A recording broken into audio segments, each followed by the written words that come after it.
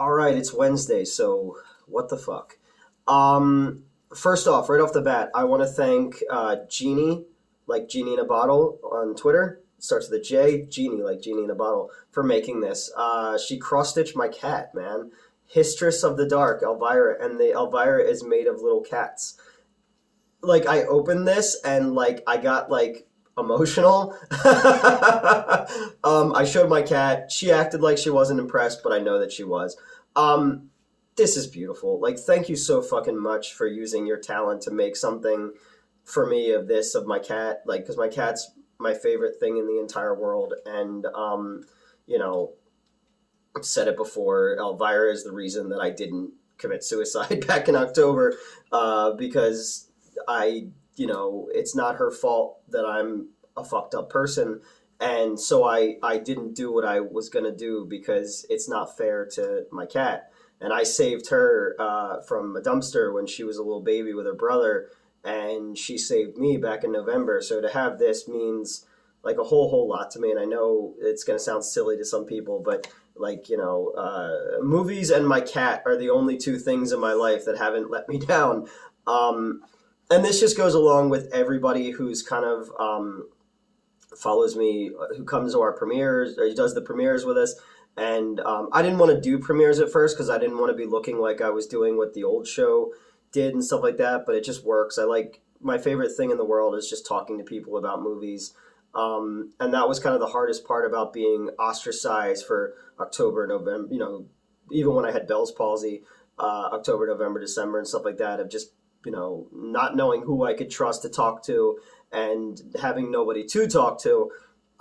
So once I started doing the show, these like little reviews, and yeah, I get it. It's on my phone. I know I say this all the time. It's on my phone. I don't have a set yet. I don't have editors at my disposal. I don't have a company behind it that's gonna fly in or pay for guests to come in and stuff like that. It's just me talking about shit that I love, and the fact that people have kind of come on and have been following me and cheering me on and commenting, and then I can comment back to them, and we start conversations, and the DMs too. Like, people are going through hard times, and I know what it was like to go through hard times and have nobody to talk to. So I've tried my best to respond to everybody that I can, because I don't want anybody to feel the way that I did back then. We just created this fun little community of people who've like been cheering me on, and I'm cheering everybody else on, because a lot of people are like, oh, I stopped writing or I stopped drawing. And I'm like, no, fucking do it and then send it to me. And I know I don't have as big a following as the people I used to work with, but I'll shout your shit out. Like, I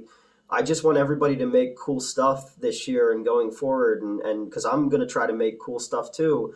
And I just want us all to be cheering each other on, and to get something like this, or to the nice comments that you leave, or even people that are still asking me to sign copies of Swamp Zombies and I send it back. Like, thank you so much for that. It means a lot to me.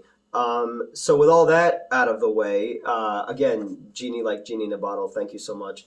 We're going to do a review today, but I'm going to do a cop-out of a movie review because it's not a movie. It's a trailer compilation, and it's Mad Ron's Previews from Hell. I have watched this movie on DVD and VHS so many times. It's insane. This is the first trailer compilation I ever saw as a kid. I didn't know old grindhouse trailers even existed until I saw this in 1995. I was in middle school, and there was a video store called Couch Potatoes in Medford, New Jersey, and they had their sections kind of lined out a little bit more. Like, there was horror and sci-fi and comedy and all that kind of stuff, but they also had like a specialty section where it had like sporting events and concerts and stuff and documentaries. And in there I saw this thing for a trailer compilation. It was called Mad Ron's Previews from Hell, and I read it, and it was shot in Lansdowne, Pennsylvania. And Lansdowne, Pennsylvania is not far from where I live right now. In fact, I shot a documentary there in 2013 called The Dying of the Light, about 35 millimeter projectionists. And I went that day with James Murray and Nick Palo, who both wrote and produced this movie, because my friend Steve Mezzo introduced me to those guys in 2011, and it was so fucking cool to meet the dudes who made Mad Ron's Previews from Hell. And they brought Happy Goldsplat, who is the zombie puppet in this movie.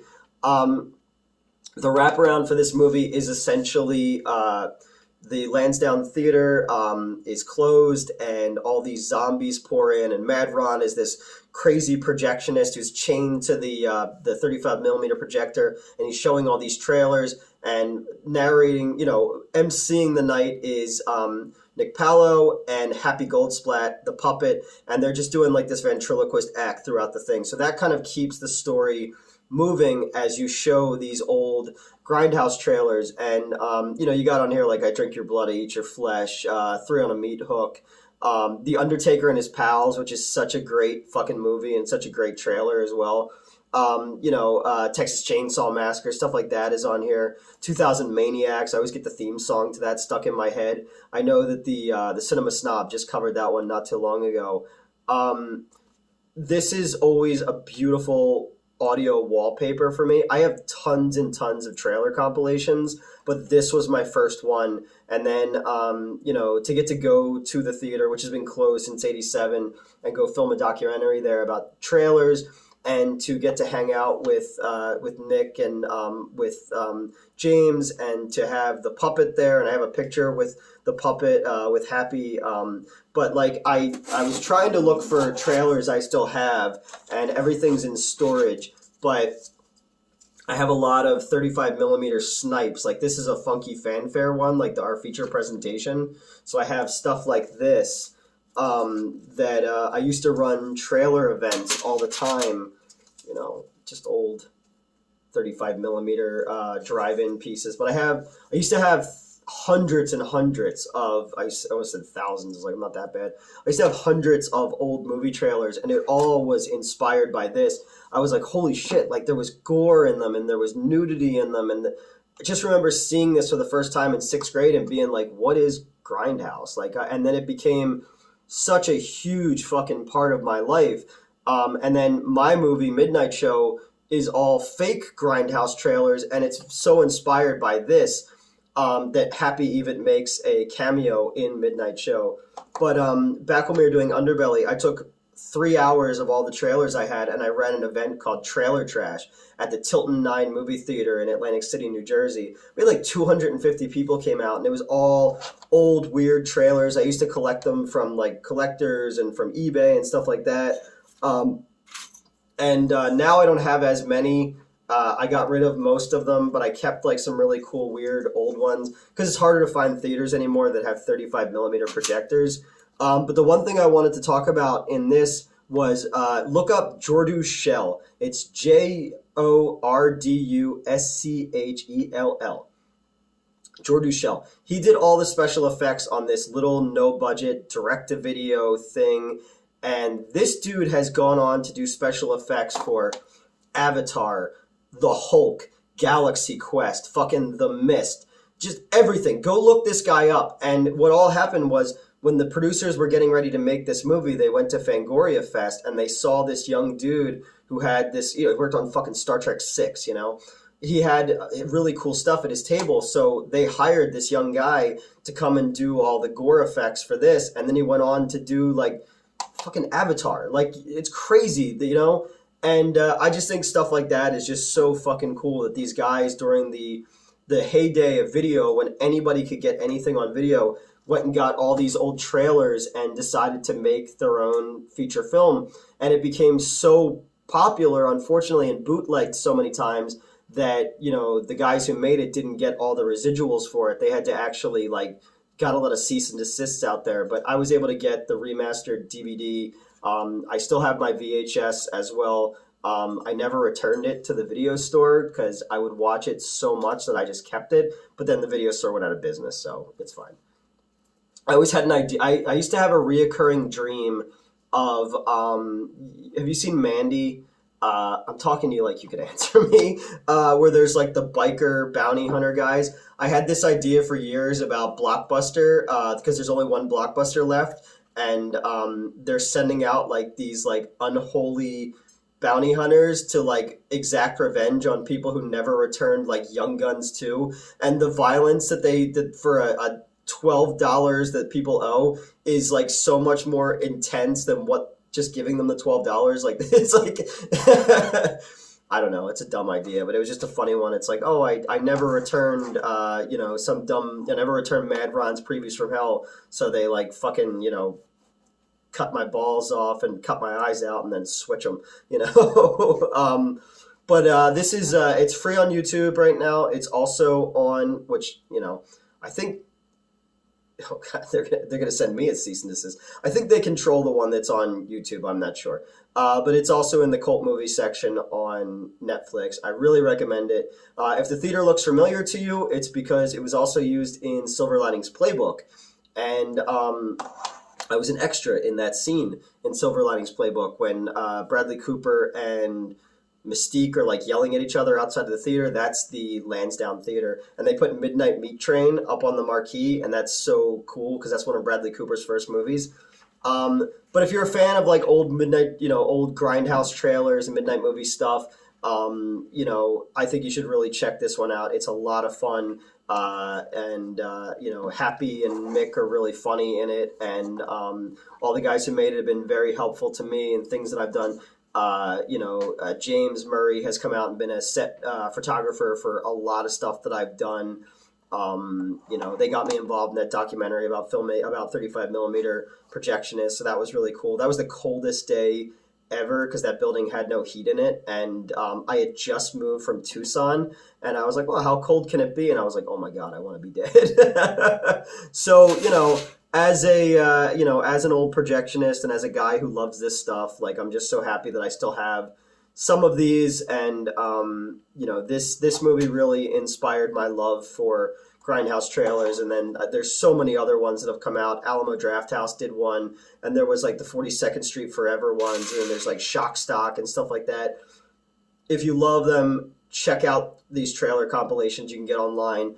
There's actually Trailer Wars is on Tubi for free right now. That one's got some really good stuff in it as well. I just put this stuff on in the background when I'm writing sometimes or when I'm cleaning, because I love the ballyhoo of old movie marketing. I just think it's the coolest fucking thing in the world. Where they were selling the sizzle, not the steak, basically, because a lot of these movies were just straight garbage, but you had to get people into the theater in a day before the internet, so you had to have like beautiful posters, like my Blackula poster here, my Son of Dracula one, where it's Harry Nielsen as Son of Dracula. His name is Countdown, and Ringo Starr plays Merlin the Magician.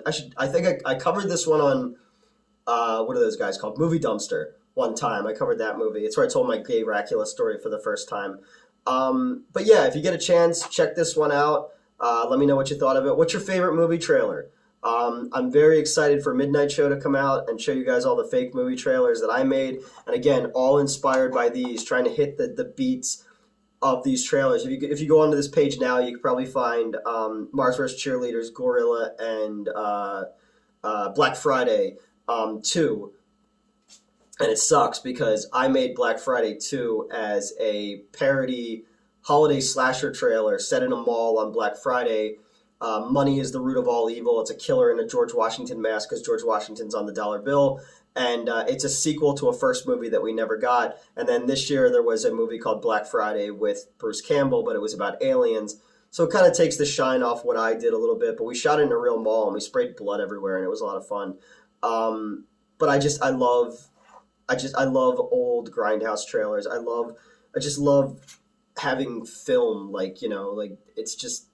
It's just so cool, and there's something so running a movie theater again. It's a lost art form because now it just comes on a hard drive or it's a satellite ingestion, and you just build it up like you would a fucking iPod shuffle. Back in the day, this one still has splice marks on it from where the last time I used it, and I still have my splicer and used to build movies, on Thursday nights to run when I ran the theaters, but I also would have them just to run for my staff. So I would build up a bunch of weird trailers and ads and then a movie, and nobody knew what they were coming to see. And a lot of this shit, on here, I haven't even seen a lot of these, but like a lot of my staff that was like younger, they hadn't even heard of a lot of this stuff, So, it's just cool. I'm just a big fucking film grindhouse nerd, and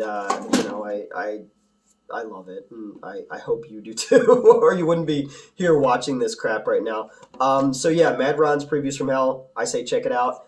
It's really fun. It goes by quick. It's got some fun gore effects. It's got some like cheap, bad jokes in it with a ventriloquist and his zombie puppet, Happy Goldsplat, and then the body of it is just these great old 35 millimeter grindhouse trailers, and you'll probably see some shit in here that's going to make you go, what the fuck is that, and how the fuck can I get it into my eye holes right now, you know? So that's it. That's all for What the Fuck Wednesday. I'm working on some new stuff coming up, some promo ads coming up for Florida Man Saves Christmas, because we're about a month away now from that coming out. It's going to debut at the NJ Horror Con in Atlantic City. Finishing up Midnight Show, finishing up some other scripts.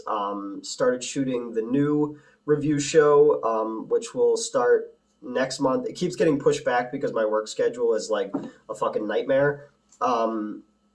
But I'm really happy that everybody's been watching. I'm really happy that everybody's been commenting.